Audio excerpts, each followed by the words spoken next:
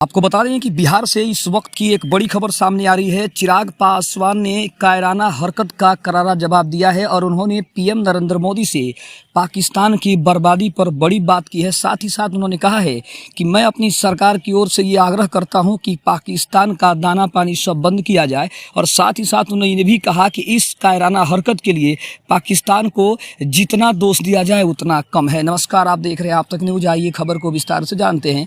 उसके पहले चैनल पर नए हैं तो चैनल को जरूर सब्सक्राइब कर लें।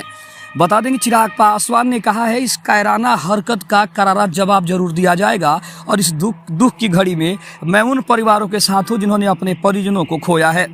आपको बता दें कि जम्मू कश्मीर की वादियां मंगलवार को एक बार फिर से आतंकियों की गोलियों से थर्रा उठी है। पहलगाम में आतंकियों ने पर्यटकों पर गोलियों की बौछार कर दी। अब दावा किया जा रहा है कि सैलानियों से उनका धर्म पूछा गया और फिर उनकी हत्या की गई। पहलगाम की घटना को लेकर पूरे देश में आक्रोश का माहौल है और इसी बीच केंद्रीय मंत्री चिराग पासवान की भी बड़ी प्रतिक्रिया सामने आई है।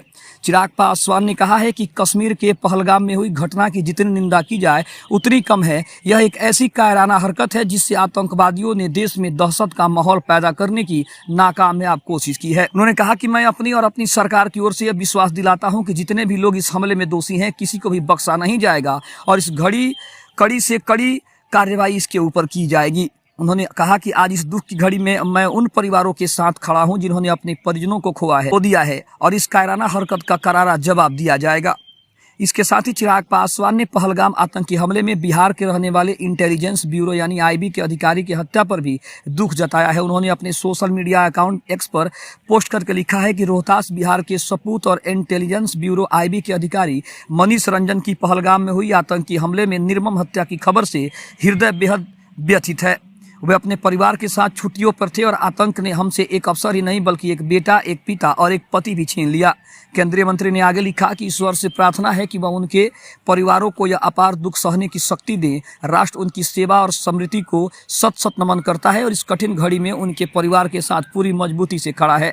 लेकिन साथ ही साथ सवाल ये उठ रहा है कि आखिर आतंकियों ने इतनी बड़ी घटना को अंजाम कैसे दे दिया। आखिर पहलगाम में 28 लोगों की जो निर्मम हत्या की गई जिसमें कई अधिकारी भी शामिल थे, आखिर सरकार इसके ऊपर क्या फैसला करने वाली है। आपको बता दें कि सरकार के 5 फैसलों से पाकिस्तान पूरी तरह से थर्राया हुआ है, डरा हुआ है और कहीं ना कहीं उससे भय का जो माहौल है वो कहीं ना कहीं उसको डर सता रहा है कि अगर भारत चाहे तो उसे बर्बाद करने में ज़्यादा समय नहीं लगेगा।